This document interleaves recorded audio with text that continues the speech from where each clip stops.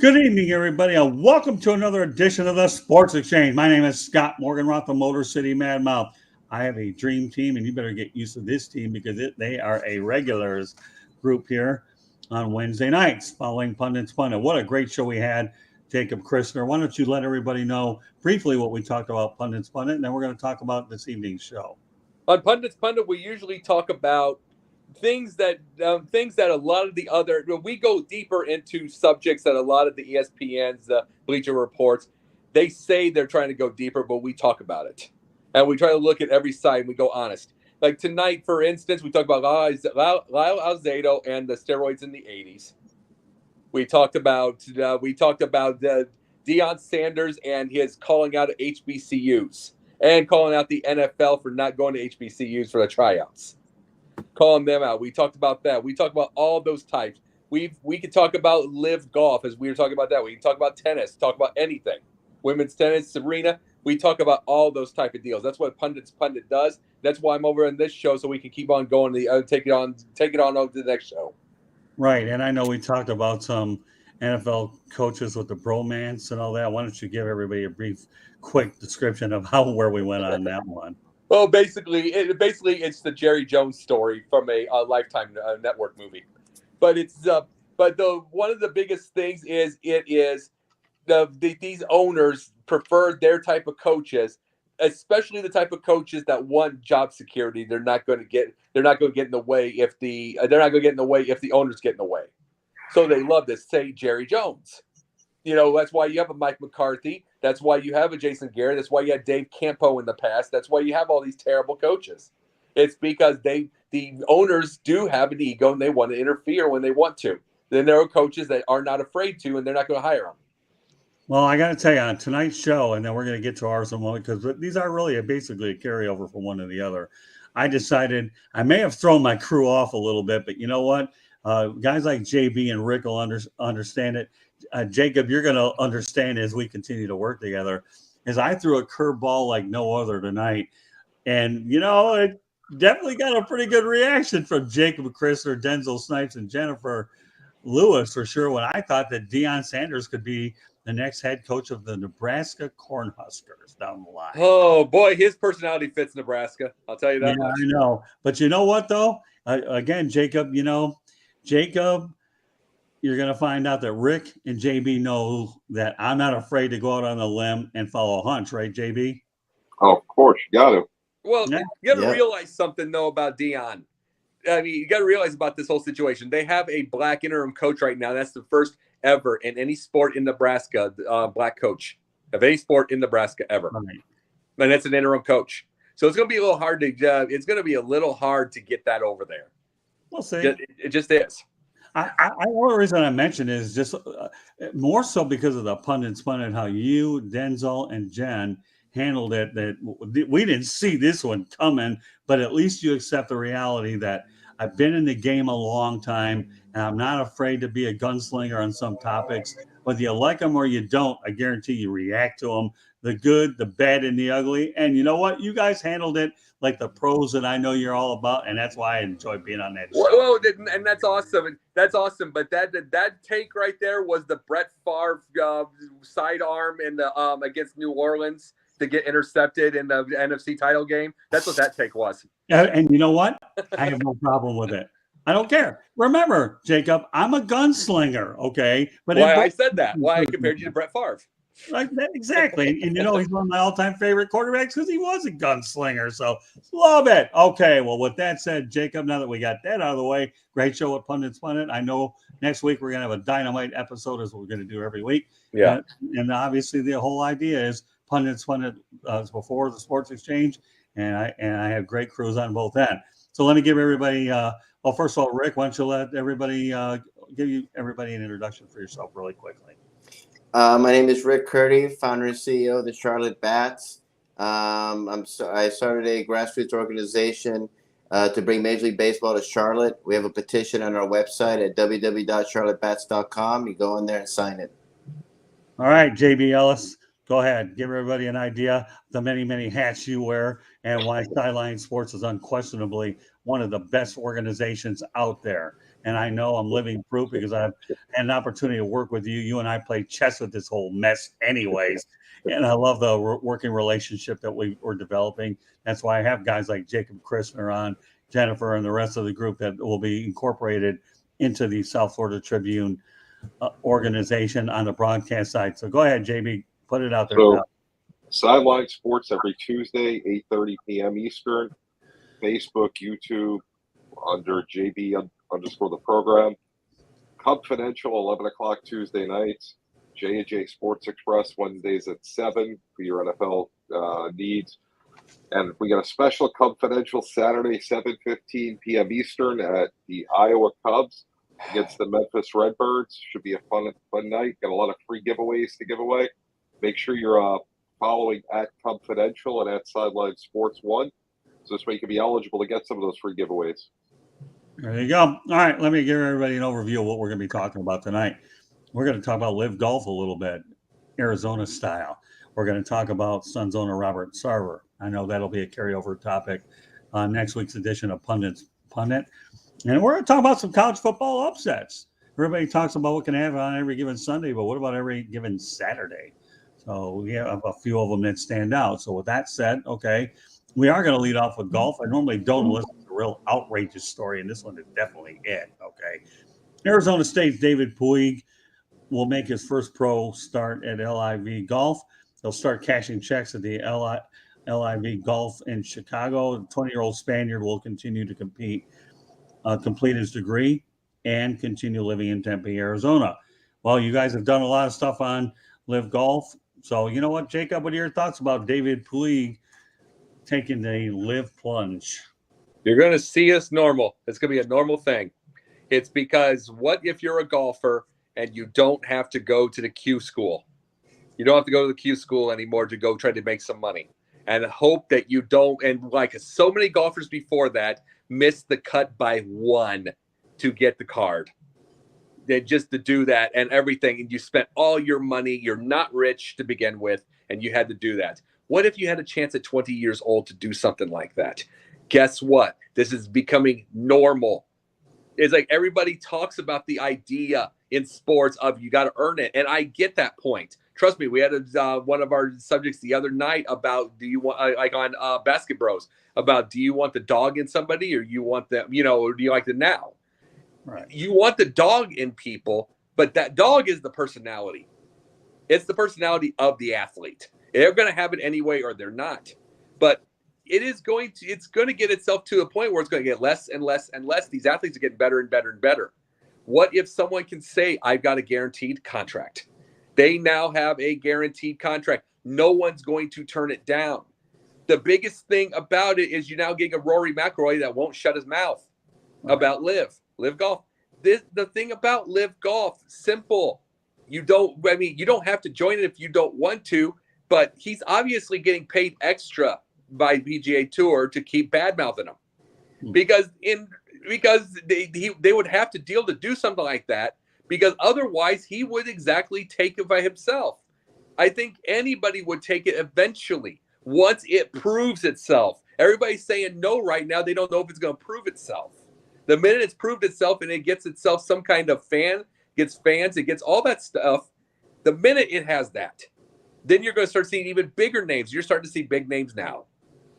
Well, what's interesting about this take, though, Jacob, is we've talked about the big names. The reason why I incorporated this take here on this show now is now we've taken it to the colleges, okay? So now all of a sudden a college guy is going to join LIV and to complement what the bigger names. So I like it for LIV. I've been a proponent of LIV for a long time because I think because of LIV, a lot of these PGA golfers are getting paid more money, better benefits due to the competition aspect. So, and again, no Q school.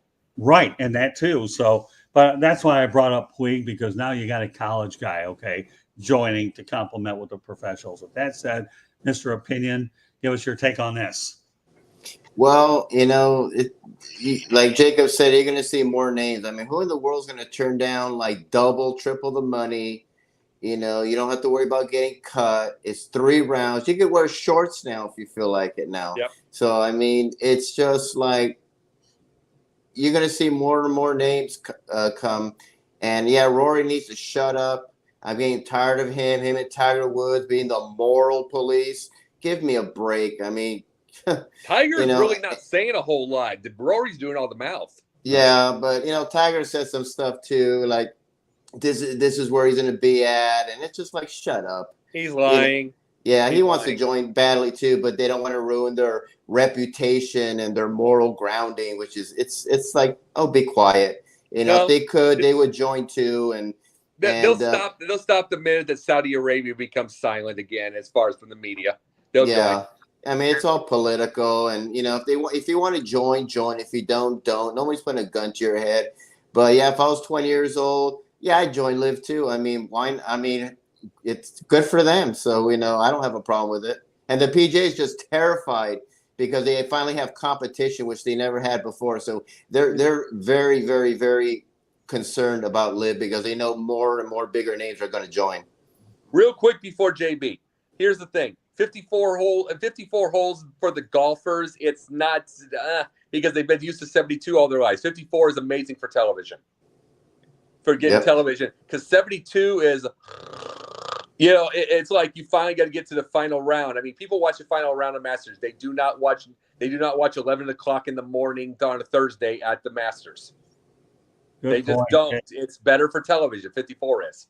Good point, Jacob. I tell you, man, you're always spot on anyway. So, all right, JB, you've had a chance to watch Rick and Jacob. What's your take on Liv? And by the way, before you answer, Coach Dante is tuning into the show. I actually work with Coach Dante on Coffee and Sports in the Morning, one of the recent things I've had. So thanks for joining us. All right, JB, go ahead. Listen, you can't blame the kid for taking the money. There's nothing wrong with that. Right. He hasn't been around. As far as the pros that are there, listen, if you're good enough to compete, you'll make money. Tiger has made so many millions. He doesn't need to take Liv's money to be fine. A lot of these other guys haven't made that kind of money, and you can't turn that kind of money down. It's life changing. Qualifying school, that's a big part of it. I don't blame him as a 20-year-old. The reason why this is going to be successful, where you look at football where they have league after league that has tried to compete with the NFL, or even another part of the year to gain traction, they don't have the money. Liv has the money. That's really what it comes down to. And it's a formidable competition to the PGA. 54 holes, it's horrible. A golf tournament is 72 holes. It's like baseball. If you want to see a guy at second base in extra innings, it's horse crap. I want to see 72 holes. And I'm not a huge golf fan. No. You know what? The people that don't like golf, they're not going to like it better for 54 holes. You're not a fan, be gone. This is the game. Agreed. I want to hear it. Agreed with you, JB. I agree with you on that. I'm saying, do you play golf, JB? Yes. It's like, here's the thing, JB. I can play golf myself. I like the idea of 72. I'm just talking about this era. And it's like, this is this era of YouTube and TikTok. Everything gets quicker. These are young kids. They're getting everything in 3 minutes increments. So for the television of now, for the streaming of now, I mean, do I like 54? No, not really. Because, I mean, I'm 44 years old. I mean, Scott, you're 25. You want to know who else doesn't like it? You're the best. Vegas doesn't like it. The bookies don't like it. DraftKings don't like it. Less holes, less chance to make money. When it's all said and done, that's a lot of money there. I'm in agreement. I'm just saying, though, by itself, this is the TikTok, YouTube world that I make fun of all the time. These 2-3 minute increments where, you take one look at Kenny Pickett in a preseason game, throw a 25-yard touchdown, Hall of Fame, but then he's dead the minute he has an interception. But that's what that is. But in that era, 54 is streaming and television with these young people. Do I want 72? Absolutely. But I'm just talking about what the reality is with media now. Fair enough. Okay. I'm glad. I like the different perspectives on this subject, which is why I brought it up. Again, my purpose for bringing it on was I had a 20-year-old diving into the professional ranks, getting paid a lot of money earlier. And he's a pretty good player too, obviously, or a top-rated player. More power to them. Everybody's used to the big names going to this LIV. Now you're going to see more amateurs turning pro, and I think that's the dynamic part of what we think LIV can become. Because the one thing we can't lose sight of is that LIV is a team sport. I believe a lot of these guys are paired up in teams, where I don't know how much individual against individual, but I think that the long term is they're looking for it to be a team concept. All right. Well, one of the biggest trending headlines that we've noticed in the last 24 hours is Phoenix Suns owner Robert Sarver was suspended 1 year, fined $10 million for workplace misconduct. He was actually featured on ESPN's Outside the Lines Tuesday and supposedly used the N-word 5 times. NBA Commissioner Adam Silver didn't take it that far to kick him out of the league, which would have required 3/4 vote by owners to make him sell. So I guess my question is, Jacob, okay, I know you're going to talk about it next week, but you're going to talk about it tonight too. Okay. Yeah. So the reality of the situation is, do you feel that the penalty for Sarver was too weak, or should they have done it much worse? Well, way too light. Way too light. Let me say this. They said they did it because he had 5, they said the N-word 5 times. Then you have no idea how much that word just scalds me. Hate it. Hate it with a passion. I want it gone everywhere. Scalds me. Hate it. Right. And here's the thing. When they say, oh, he said that word 5 times, they are on tape. There. He probably says it 5 times in an hour now. Okay. Probably says it while he's watching television. Probably says it while he watches Fox News. Probably says it while he's getting that. Probably says it all those ways. He probably says it while he sees the ad and flips it over or fast forwards and says, I don't like them, blah, blah, blah. Probably says it there. So this is the biggest thing. They were saying they don't like he wasn't meaning to be racist. He wasn't meaning to be sexist. It wasn't the intention like it was with Sterling. The truth being, they can say that what they want to. The truth is they don't want that many. They don't want their owners. They don't want this normalized. Because if it's normalized, everybody's going. There's going to be a complete change. They're not ready for that change. It's way too light of a punishment. But the NBA and this goes to the NFL. This goes where everything. There is going to be in the next few years a complete overhaul of ownership. You're going to see 50-50 eventually within the next 10 years, something between black and white owners. You're going to see more of the things everywhere. And they were just talking about like rodeo. There was a black, I didn't even realize this. In rodeo, they had a black cowboy that got killed, unfortunately, by his old girlfriend. But I didn't even realize, because I don't watch rodeo, that there was a black cowboy. That means there's a changed world. We're going to see these things now. Right. We're going to. And the biggest thing about it is these owners are scared to death of this new deal, and they wanted Sterling out anyway because he was horrible for years. But Sarver's actually made some money. He's probably made friends where Sterling didn't. So he got saved. But everybody right now is afraid of the wholesale changes that are coming. They can't stop it. Well, there's no question, in my opinion, before I turn over Rick Curdy, that this is definitely a slap on the wrist, and you can't compare it to Donald Sterling, who, in my opinion, is the worst owner ever in professional sports. And I will go on a limb to say Donald Sterling is the worst ever in professional sports. But yeah, it was a slap on the wrist. There's no question about it. It could have been a whole lot worse. We're also getting some comments in the chat from Denzel Snipes. Boy, a long time no see. I might even consider adding a 5th person once in a while to join the crew. And they may be coming from Sideline Sports. Why not? Once in a while, we'll give them a little segment or not. Never know. Hey, let's get everybody involved. But at least I know I got the core 4. All right, Rick. With that said, okay, what are your thoughts about Robert Sarver? They need to show more consistency. You got rid of Donald Sterling because he's a racist. But this guy, do you really believe that he said it 5 times? He probably said it 500 times. So no consistency at all. Adam Silver's a sap. I hate Adam Silver. He's a horrible commissioner. He's a lawyer. Rick, he's a lawyer. Yeah, I don't like him. He needs to go away. I'm a Donald Stern fan. I love Stern. He was a great commissioner, ruled an iron fist, Right. and you would never see these lazy players taking all these days off because they have a hangnail like Kyrie Irving. But that's another story. You just got to be consistent, and if you're going to get rid of Sterling for being a racist, you need to get rid of this guy. But the Suns are winning. They're a winning franchise. They've been doing really well, where Donald Sterling was a horrible, horrible owner. Elgin Baylor, God rest his soul, is a horrible, horrible GM. The Clippers were terrible, and now look at how good they are. And so, I mean, if this guy was like losing like the Kings were, he'd be gone in a heartbeat. So no consistency, but hey, what's new? Well, before I turn over to JB, Denzel Snipes comes up with a really good one. We're talking about Donald Sterling, but what about Marge Schott? Boy, she wasn't very good either. In fact, I'll never forget the time when she was it Eric Davis. She didn't want to pay for his flight back to back home, and Marge Schott was a piece of work too. So, Denzel, thanks for chiming in. That one slipped through, but well, with all due respect, Marge Schott can be in a conversation. With that said, JB. You got all the information? Give us the last word on this subject. So let's think back over the last 20 years. How many owners have been forced out of the game?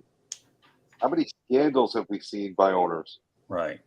The Panthers, the Redskins, the Suns, and I'm sure there's people I'm forgetting.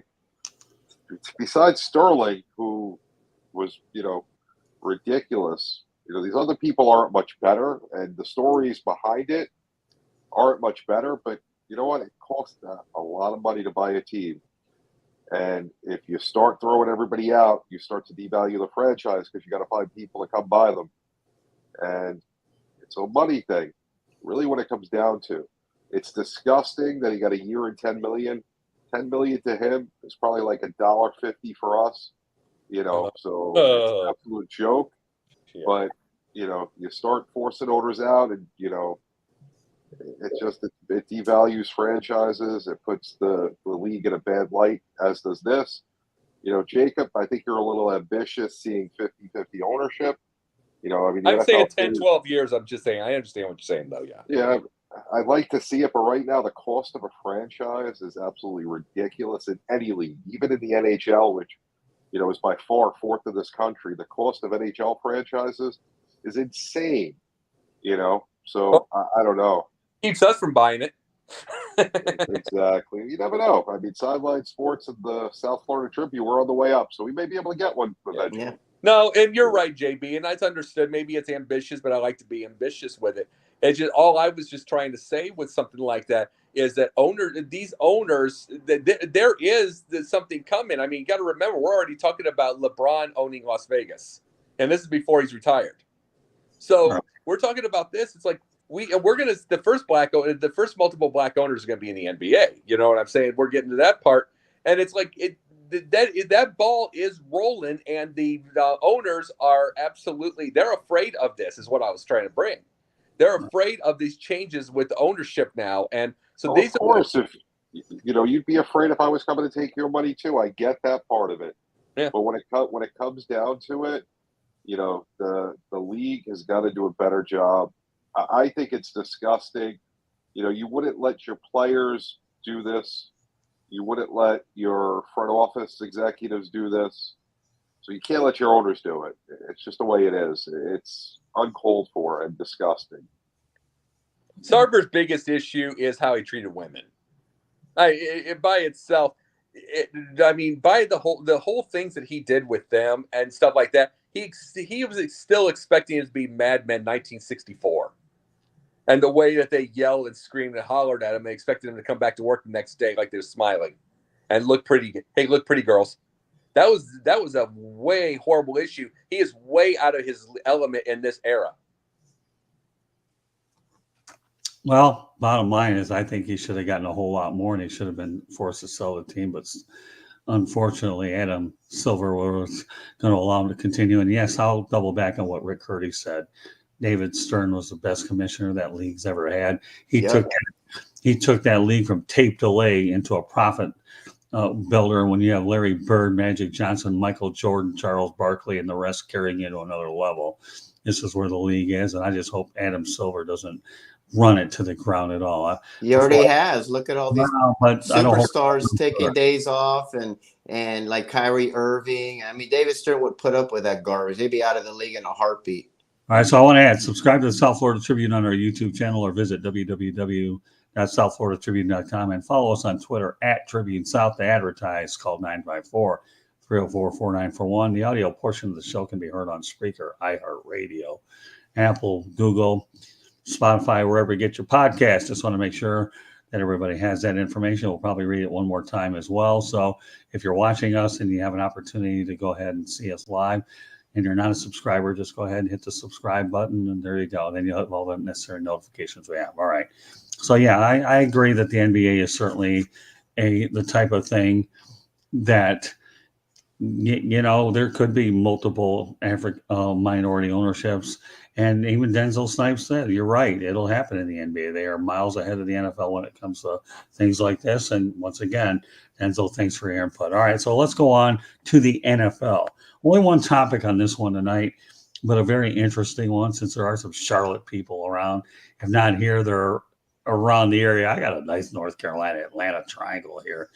Baker Mayfield, Russell Wilson lost facing their respective former teams, Cleveland and Seattle. All right, Ray Curry, I'm going to lead off with you on this. Surprise or no surprise? With Baker, he was rusty. When the NFL starts, the first 2 weeks are horrible. They're rusty. There's no timing, especially when you're with a new team. He played a lot better, but the Panthers are the Panthers. They for some reason, they stink at home. I don't know why they can't win at home, but they can't. But, hey, he's a better upgrade than what we had with Sam Darnold, so I'm happy Baker's there. So the Panthers are going to struggle. That's just how it is. Russell Wilson, he played great. He really did. I'm just ashamed that Seattle booed him. That man won you a Super Bowl, and you're never going to get another Super Bowl again. So they should have gave him a good ovation. But, nope, Seattle had to be classless and boo him, and that was ridiculous. But Nathaniel Hackett goofed up. That was just dumb what he did. A 64-yard when he paid this guy over $200 million to win the games, and he let a guy hit a 64-yard field goal and missed it. So Russell Wilson did great. The Nathaniel Hackett, not so much. Okay, JB, take a swipe at this. Hang on, Jacob. I'm going to give you the last word on this. All right, JB. Two horrible games. Could care less about what either one of them did. They're both on bad teams. They both should have won. You know what? Russell Wilson didn't do enough because his team just didn't win. Neither one of these teams is going anywhere, And I like both guys, but the teams just aren't good enough. They're not going anywhere. Okay, Jacob, last word. He's completely right. Completely right. It's the biggest thing about it is the Nathaniel Hackett thing. That's just the fan, and then the Russell Wilson thing has something in common. It's the fans. Fans suck, and most fans just absolutely suck. And the thing about Nathaniel Hackett, how many people, including the media, and by the way, let me tell you this: win or lose, that thing goes in or doesn't go in. That was a terrible call, especially when you have Russell Wilson. You paid all that money, but guess what? People hit 64-yarders now, and they hit the back of the net. So we can say this: I can see why he tried it. But they were talking about 70, like that Cole, I forget his name from Cleveland, that Cole, I forget. Anyway, he hit like 72 yards in practice with net. So they're kicking like crazy now. But it was a terrible call. But I could see the difference between the similarities between the whole Nathaniel Hackett and hating on him and doing all this. They would have loved on him and say it was a brilliant thing if he won the game. And the booing of Russell Wilson, that's just garbage fans. And I bring up garbage fans how many times, Rick? A day. How crappy and ridiculous garbage fans are. They're stupid. They're executives or GMs. When I was watching the USFL, all these idiots on these fan pages, it's not going to last. Oh my God, look at the attendance. It's terrible. They're going to close.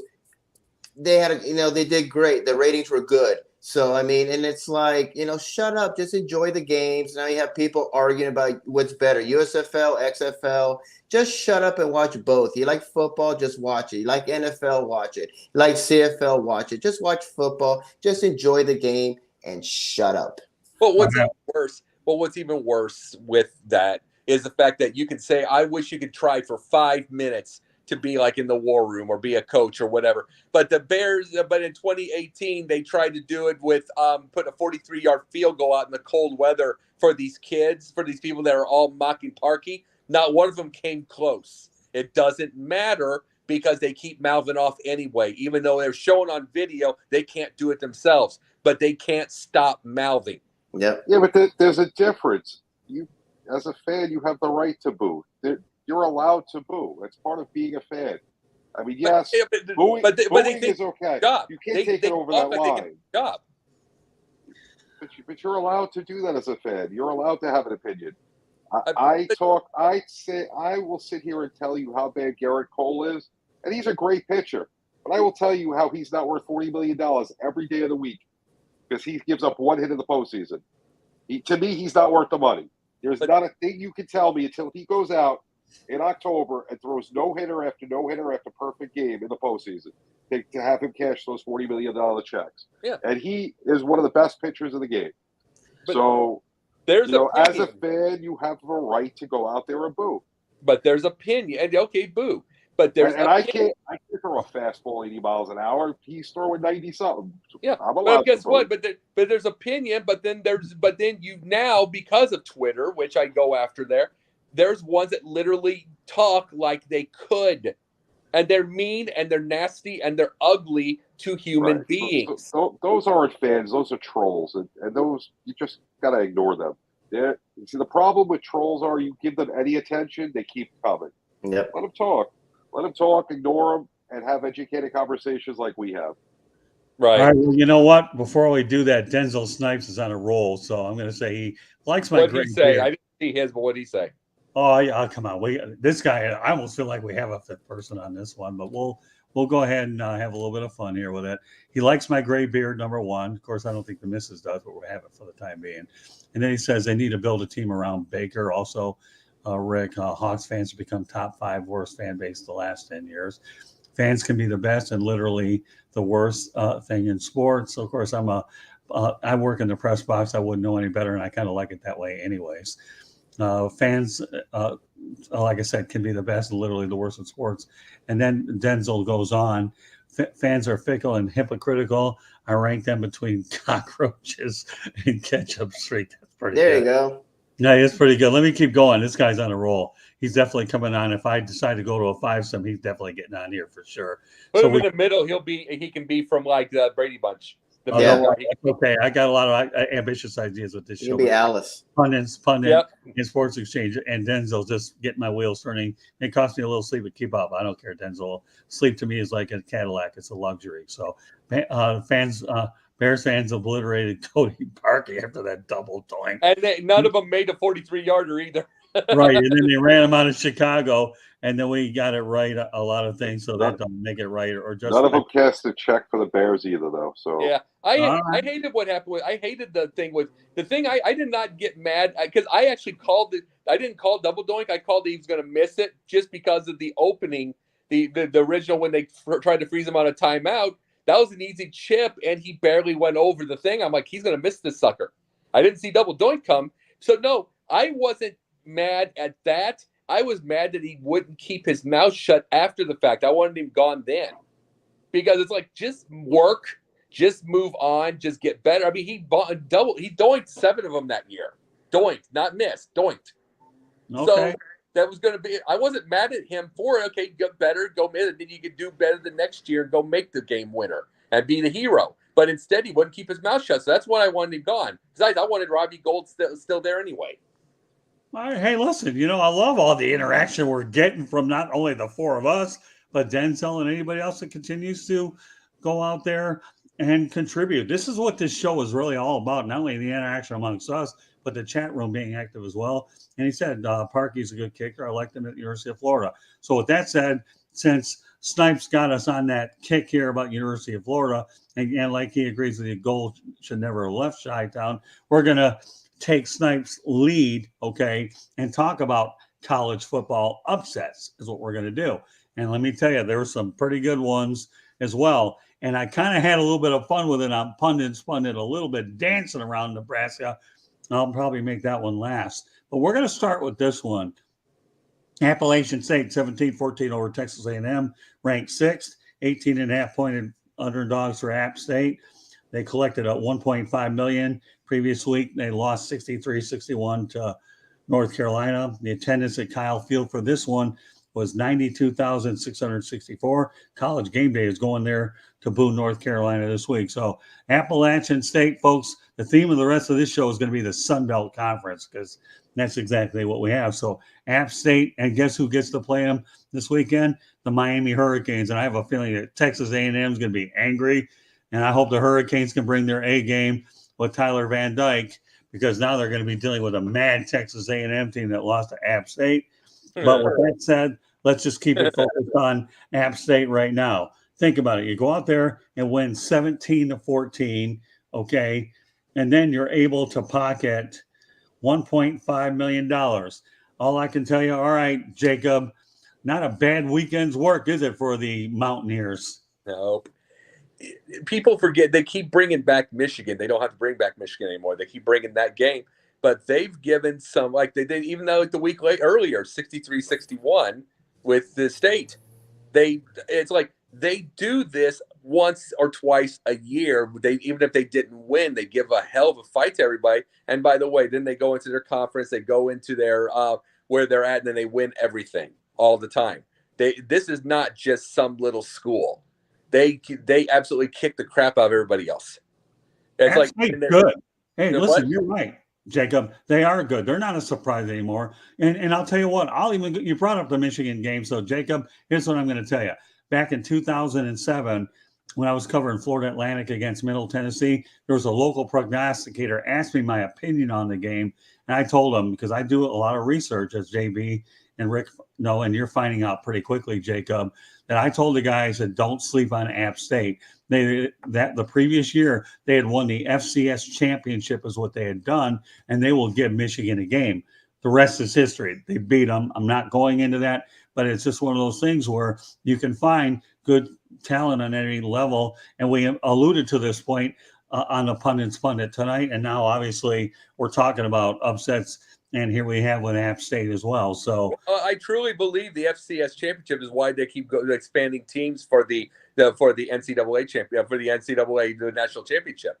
The FCS championships have some really good football. The tournaments, the everything. I really believe that's part of the reason that because you can the FCS champion ain't going to get the money that a big like a 12 team would, or even 20 or 25 or 30 later. But it won't make the money. That'll be billions. As far as the NCAA.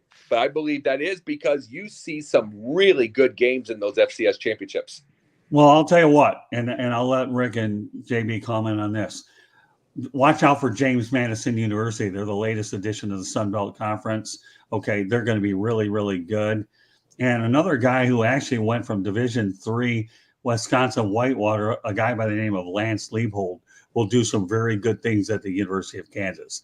Okay, now, Jacob, that isn't as outrageous as my Deion Sanders. No, the outrageous part was people trying to put Lance Leopold over in Nebraska. I'm like, no, you got to do something at Kansas first. He was 2-10 last year, 2-0 now. Right, there you go. So it's like build that first. Quit saying just because you see that one. It's like 2-0, build it. Yeah, this guy was actually iconic over at the University of Wisconsin Whitewater. I think he did some pretty good things with Buffalo, and now he took the step over to the University of Kansas. So watch out for Lance Leipold, and folks, watch out for James Madison University. With that said, Rick, take it away. Well, so I'm happy to see a team in North Carolina, get the headlines. That, to me, that was a big upset in college sports.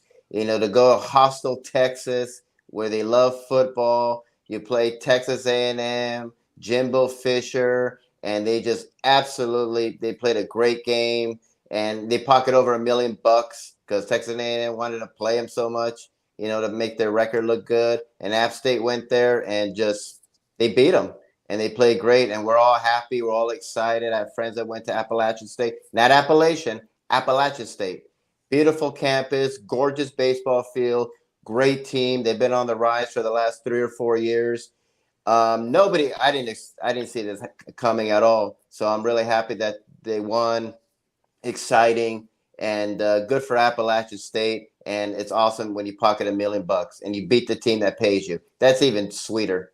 Well, Sam Houston State, I think, will eventually wind up in Conference USA. They could probably use them. So that wouldn't be something that would be out of the picture. And immensely talented as Denzel goes on, you'd love to see them in a mid-major conference. I think that's potentially a possibility. JB, your thoughts on that? Well, we've seen this before. Boise State, way back in the day. Remember when they used to go out and beat really good teams, and eventually they moved up to a better conference. So I mean, this is seen before. Good for them. You know what? Texas A&M. Oh well, play better. Right. That's it. Win when you're at home. There's no excuse for that. Appalachian State's a good team. Play good football. If you're in the SEC, you're supposed to be the best. Guess what? Can't win all the time. Guys are going to come at you with App State. This is their big game. This is their time.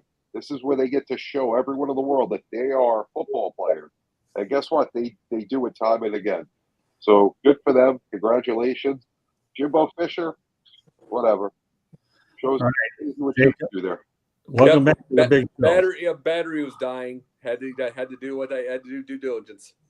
No big deal. Hey, don't we all left? All right, so JB, go ahead and say what you said now that Jacob could potentially. I heard him. Oh, did you? Okay, good stuff. So. No, Jimbo. I mean, that Jimbo Fisher is going to be Jimbo Fisher, but it's like, got to remember, guess who's 0-3 at Notre Dame? Marcus Freeman.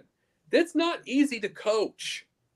It is not easy to coach these teams. I like Marcus Freeman. I think he's got a great mind, but they're good people. It's like we get to the idea. It's like we get no patience. We get no patience. We get no anything. Who knows if Marcus Freeman can go 0-3? And I mean, I don't think he will, but I'm just saying this. What if he could go 0-3 and win the next 35? All right. Well, you know what I'm going to do? If that's the case, okay, I'm going to transition over to the Marshall upset, and then we're going to wrap it up with Georgia Southern. How's that sound? Okay. Because I like the flow of where it's going. But before I do that, back to Denzel Snipes. Boise State was Western Athletic Conference. They beat Oklahoma. Then they got invited to the Mountain West. Eventually, we'll see where the Mountain West ends up going. I think Boise State is going to be going somewhere else. And Freeman is having growing pains, but he will figure it out. So with that said, I know where everything is leading here. So we're going to move on to the Marshall, and then I'm going to wrap it up with the Georgia Southern one at the very end. Fair enough? So with that, Marshall 2-0 defeated number 8 Notre Dame 26-21. The Irish are 0-3 under Marcus Freeman. He's the first coach in Irish history to go 0-3. But I guess my question to you guys is this. Did the Irish make a mistake hiring him prematurely without conducting a national coaching search? Before you answer that, though, I'll preference that Marshall did collect $1.25 million to travel and win this game, and they were 20.5-point underdogs. And I did predict that I thought Marshall could potentially beat Notre Dame on a different podcast. And the reason why I say that is I've seen them play in Conference USA, and they're one of the elite teams. So Marshall's a much better program than most people realize. So again, now they're in the Sun Belt, but I saw them play a lot of times, guys. Okay, I really did in Conference USA, so I knew how good they were.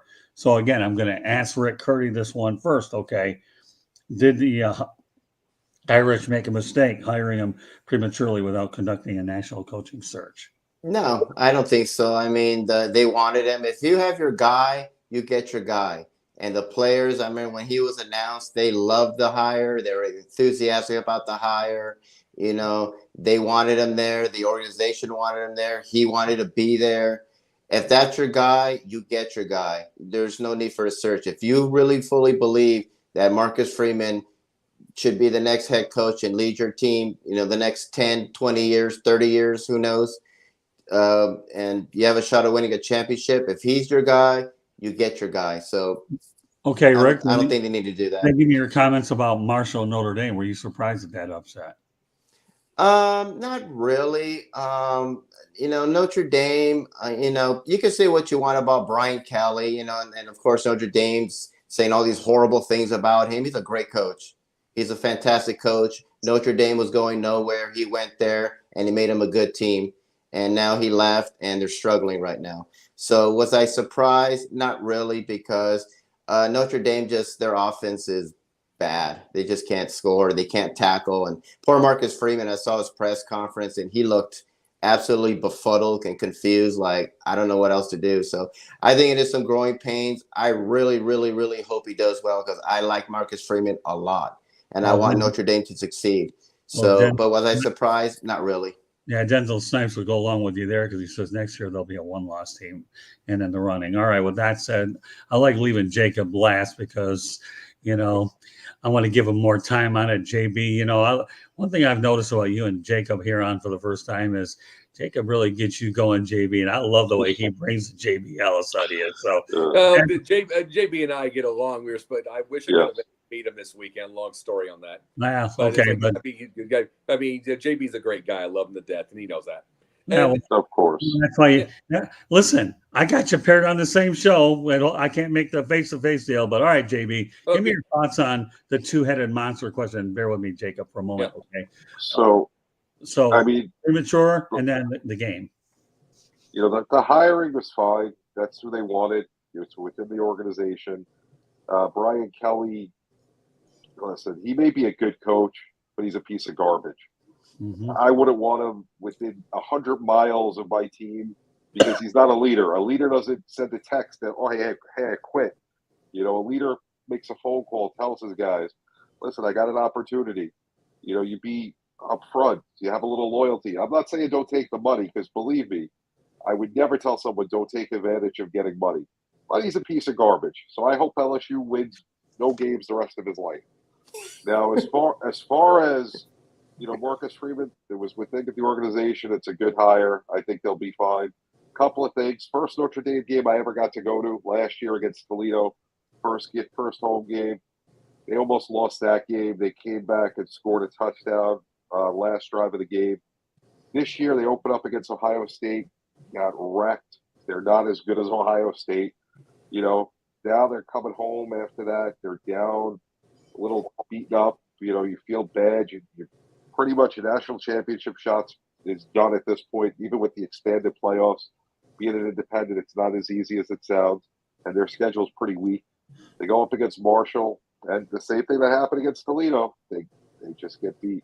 They got lucky to win the Toledo game. Marshall's a good team, and Marshall took it to them. Listen, more power to them. Listen, they got to get better. It starts with the coach. He's got to get them disciplined. They're ready to go. He'll get better as a coach. I think he's the guy he's gonna be there long term if he wants to be, and I think he'll be in a good spot, just not this year. Well, and then when you look at the numbers, again, I mentioned it to Rick, I mentioned it to you guys again for reinforcement purposes. Marshall got $1.25 million to go to South Bend, and they were 20.5-point underdogs. So good work by Marshall, but no, I'm not surprised at how they are. I know they're an excellent football program, and I saw it firsthand. And one of the things on my bucket list, believe it or not, is to go up to Marshall and see a game out there, and I hope to do that somewhere along the lines of my travels. All right, last topic of the night in terms of college. I have one thing I wanted to say real fast on. Yeah, go ahead. Here's the thing. This is the thing that happened with Notre Dame. I'm just going to bring this in the vein of the fans and the whatever. And this is not going to attack fans in this case, believe it or not. Is a lot of them love the idea of a flashier quarterback, flashier offense. That's the world we live in now. But they were winning, like you brought up Toledo last year, JB. The Toledo game, everything like that. They won in the last minute. That was Jack Cohn. Cohn. Jack Cohn, and I am just saying this, of college football is Mitchell Trubisky of college football. And this is the truth of where I bring this up.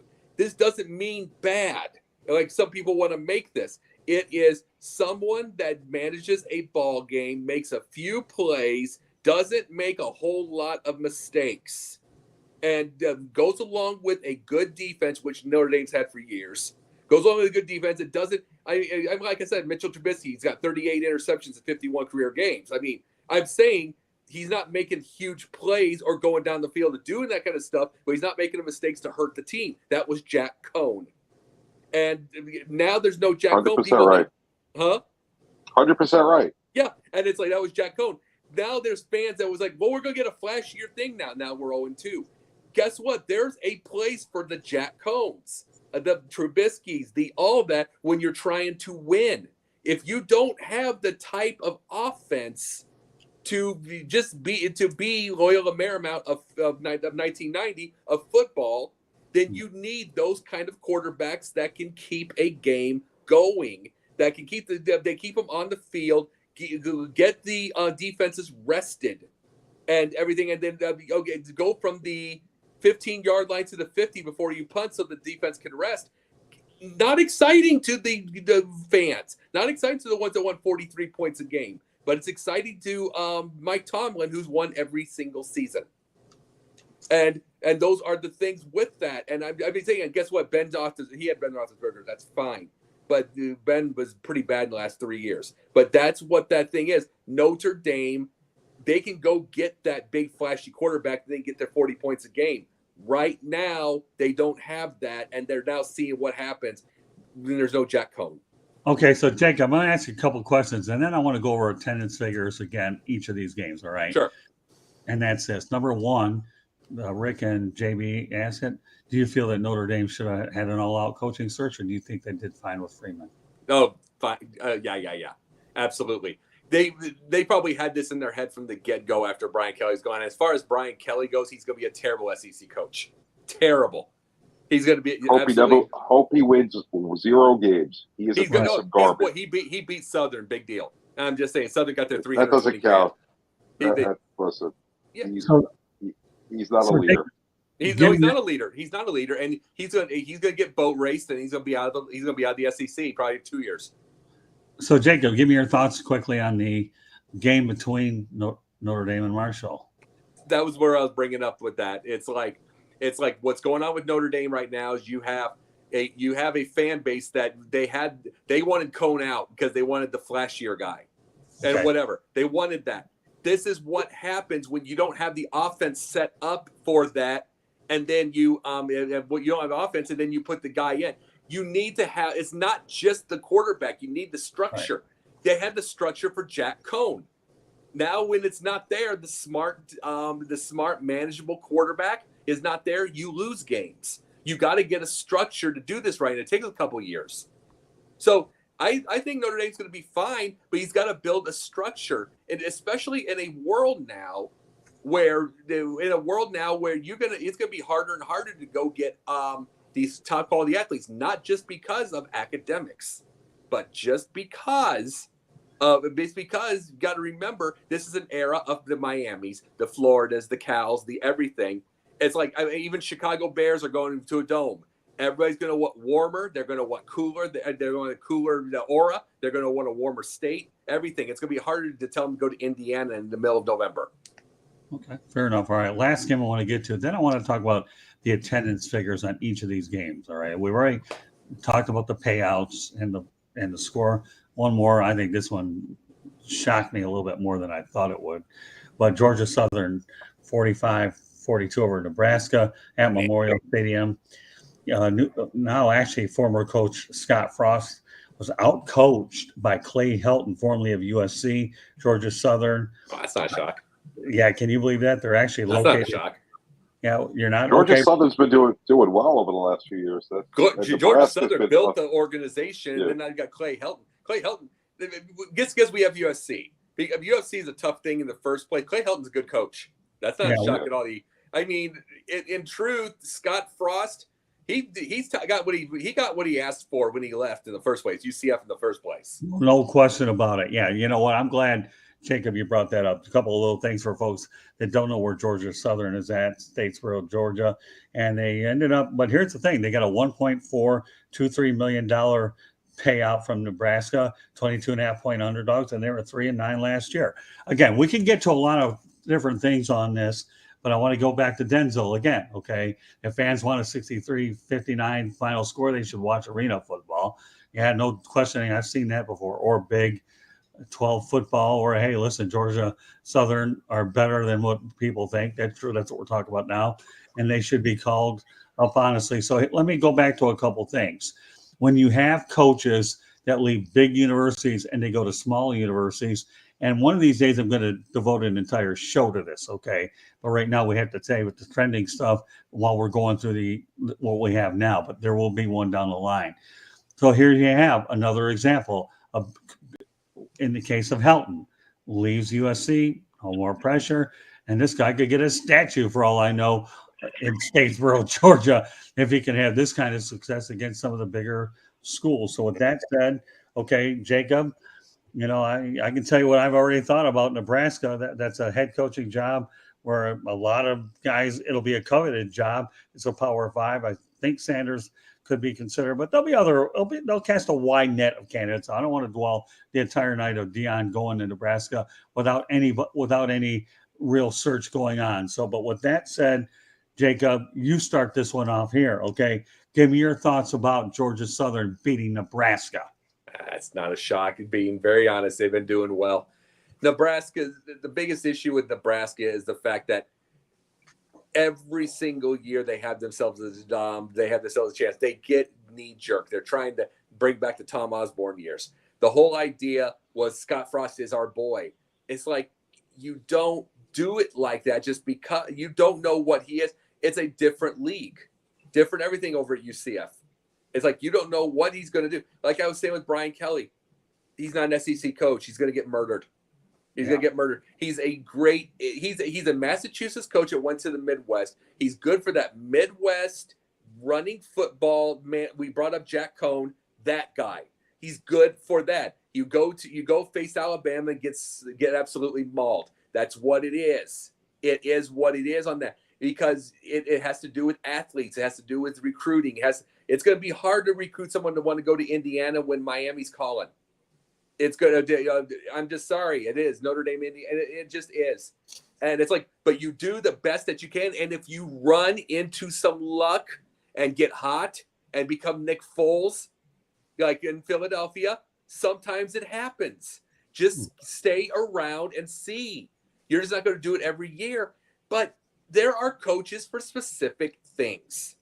There's specific areas. Brian Kelly, and he is a piece of crap. You're right, JB. Absolute piece of garbage. But he is the kind of guy that you in the East Coast, Midwest, that type of thing, a hard running type of thing, the tough kind of football. In the SEC, they are incredibly high. They are incredibly high octane in the SEC. Incredibly. Even Tennessee, who is not a wonderful team, but they had a good win, they're high octane. And they aren't one of the greatest teams, and they are. It's like they're just gonna get boat raced. The LSU will this year. Yeah, well, the reality is, if we want to go down that direction, Jacob, we can do that. Ever heard of Brett Bielema? Oh God. Well, oh, no. God. Yeah, well, I'm just trying to help you validate your point, which is already good. Brett Bielema they get rid of Lovie Smith to go get Brett Bielema. Okay, they got rid of a Nissan Versa to go get a Nissan Versa. It's going to be, and the difference is Lovie Smith can actually coach defense. It's like Bielema is the ultimate 6-5 guy, but Illinois is a terrible program. Doesn't matter if you go get doesn't matter if you get Urban Meyer. Well, here's the thing. Bielema had a good run at Wisconsin, went to Arkansas, ate humble pie. And I agree with both of you guys, okay? I hope Brian Kelly gets smoked at LSU. He will get smoked. Well, I know. That's what I think he will. I think he will get smoked there. And to think you could duplicate a Southern language down there was about the most common. And his dancing is great. I love his dancing. Well, dancing is one thing, but that language wasn't very good. So, he also is trying to take Ed Orgeron's place, which that is a god. He is a god in Louisiana. It was stupid to even try. Right. Yeah, but I guess my point is when we initially, I'm talking about the fact that you're right on a lot of different points, Jacob. Okay, Scott Frost should never have left UCF. And UCF in Florida is a great fertile recruiting ground, and there's a lot of talented ball players that come out of Sunshine State. We all know that. Why do you have so many good programs in the state of Florida? Because guys like Scott Frost, Willie Taggart, just to name a couple of people, can coach here, and everybody wants to get a job in the state of Florida. So when you look at the entire picture in itself, okay, there's no question that I think Scott Frost was over his head in Nebraska. TBD about the opening down the road. But the reality is I like what Clay Helton's doing. And I'm actually happy for Georgia Southern that they got a lot of money and they were 22.5-point underdogs. I really am. So, Rick, give me your takes on what took place out at Memorial Stadium. Well, I wasn't surprised. Nebraska has been so irrelevant. Ever since they fired Bo Pelini, they've been going down the tubes. Right. Which was dumb. I mean, they fired the guy because he gets in your face, and that's not the Nebraska way to do things. Well, the Nebraska way is losing, and that's what they've been doing for the last 20 years. They're so irrelevant. So I wasn't surprised by this. Clayton Howell was a great hire. Sometimes you have to be – there's nothing wrong with being a big fish in a small pond, and that's what he's doing over there in Statesboro, Georgia. Good team, good athletics, no surprise, and Clay Howell was a perfect hire. I love his enthusiasm. I've been following his press conferences, his recruiting, very enthusiastic, and I think he's going to do very, very well there. And for Scott Frost, Nebraska kid, played there. On paper, it looked like a great hire, but he was just terrible. He was just over his head. And if I can make some, since you're throwing out Deion Sanders, I got a couple of people who I think would be interested. The Panthers hate Matt Rule. Matt Rule, please go to Nebraska. What Go did away. Nebraska do? We hate you. We hate did Matt Nebraska Rule do in to North you? Carolina. He stinks. He's a good college coach. And you know what? I'm going to throw this in. Why not Urban Meyer? Is there someone you want to change the That's a better organization? one. Get Urban you know Meyer. what? There's been talk about that today. I'm glad And you he brought would turn that program around. Trev Alberts, if you're hearing this podcast, go get Urban Meyer. Forget about Jacksonville. He didn't want to be there. He wanted to be gone. He was glad to get fired. And go back to college, Urban. If it works out for Sarkisian, great. Go to Nebraska. You'll turn it around. And I think that would, if I was Trev Alberts, I'm calling Urban Meyer. Sorry. Well, Urban Meyer is just as big of a piece of garbage as Brian Kelly is. Well, he He's probably an He is. absolute- wins. he's He an got 3 absolute liar. championships.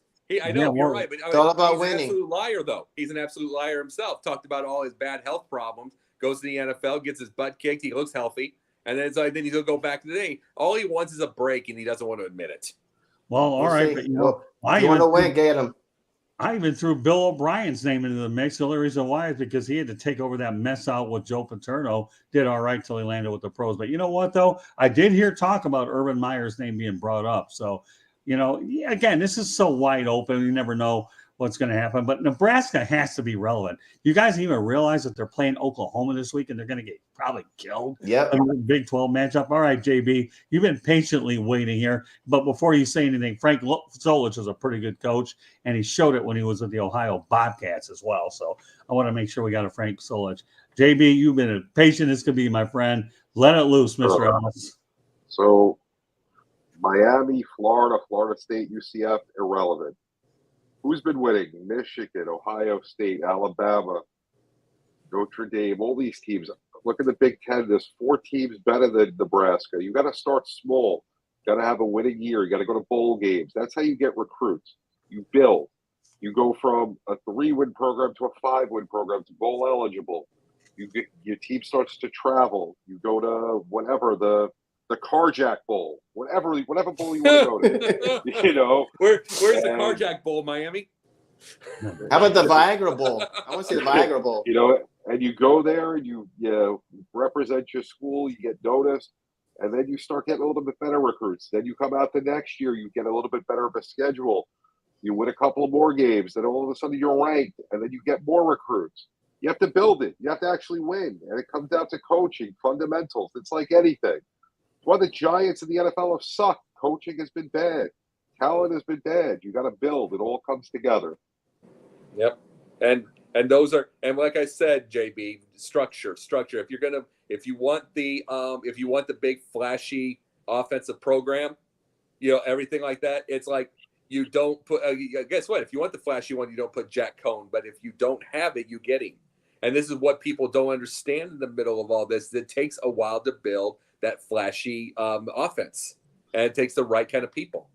All right, back to Denzel Ellis in the chat room. Okay, he says, "Listen, Georgia Southern are better than most people think. They should be called up. Honestly, you stick around the game. If you stick around the game, okay, you're gonna find it again."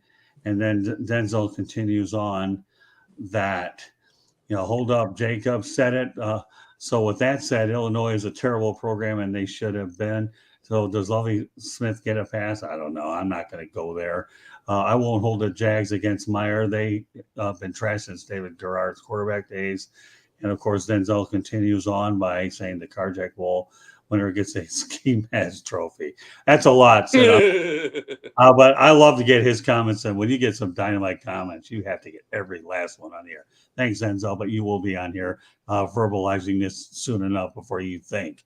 I think we would all welcome some healthy dialogue, right, Jacob, from this guy here. Absolutely. Yeah, the whole idea. Yeah, we definitely aren't very healthy either, though. So yeah. Oh, I got news for you, and I'm going to get to my plans because I want the public to know it. But I do want to address one thing here, and that's this: when we talk about the attendance for these upsets, I'm going to talk about it again. Nebraska gets 86,862 to lose. Okay. Texas A&M 92,664 to lose. Okay. Notre Dame 77,622 to lose.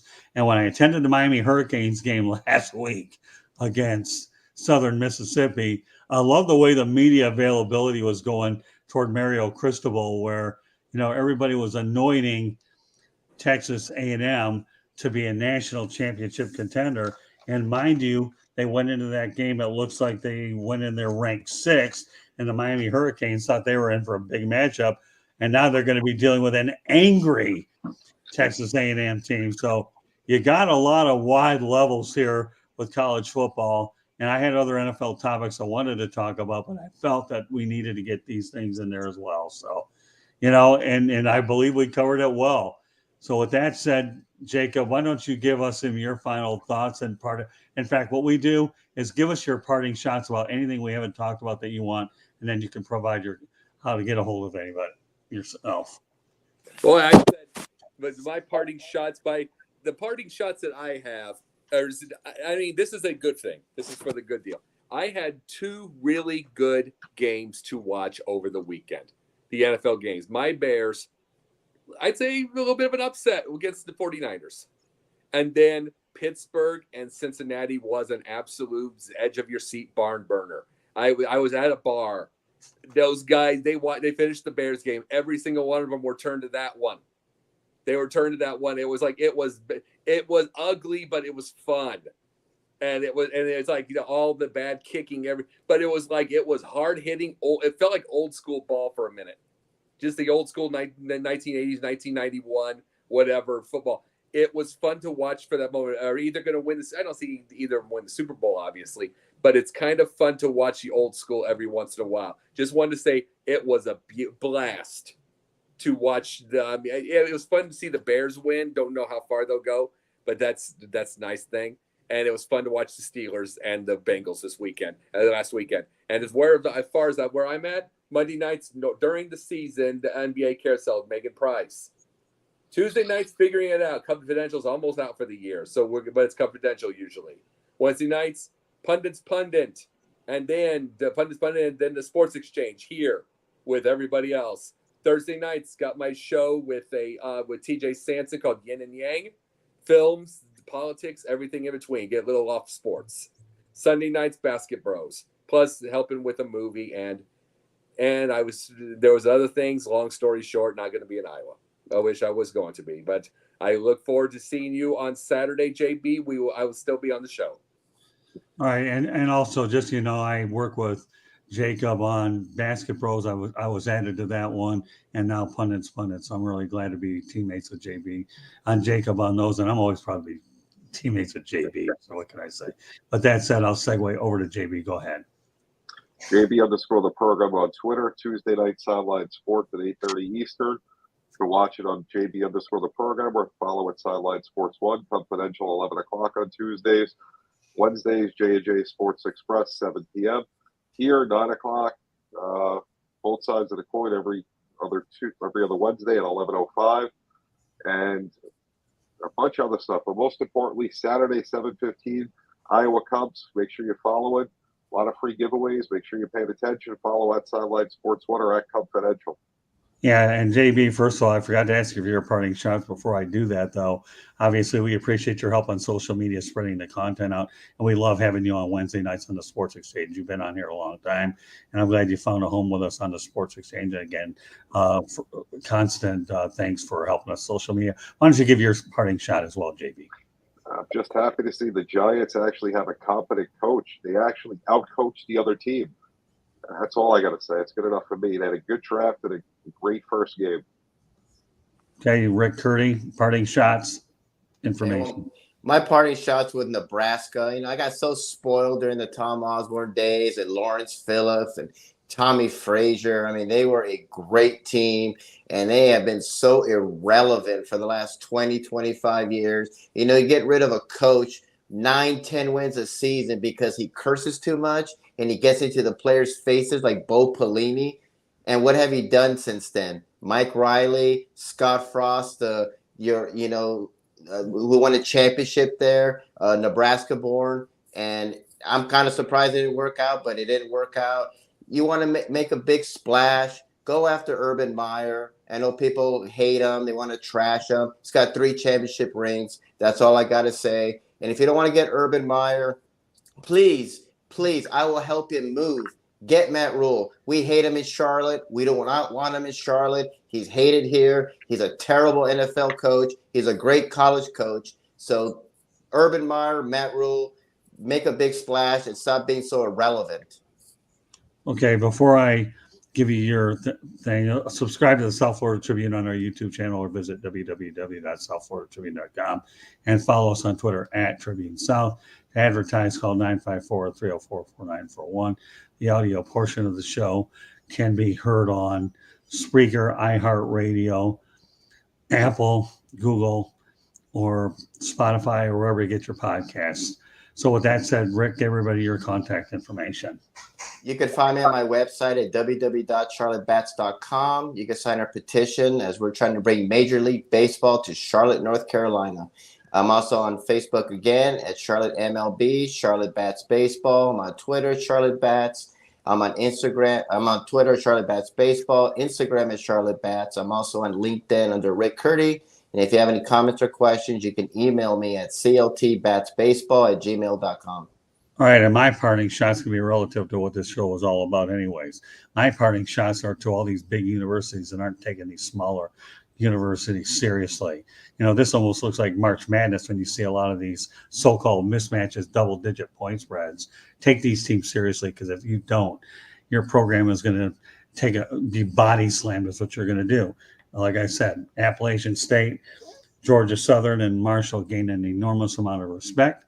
And the victims of this particular were Texas A&M, Nebraska, as well as Notre Dame. So those are my parting shots. I gave you my contact information moments ago. So, folks, again, please subscribe to the South Florida YouTube channel. If you're watching it, you can easily just click us on, hit the subscribe button. So I'll cheer up. But meanwhile, what a great crew here. And one last thing is, I don't know when I'll incorporate it. It's something I like to do, but I really take this partnership very strong with Sideline Sports. It really means everything to me.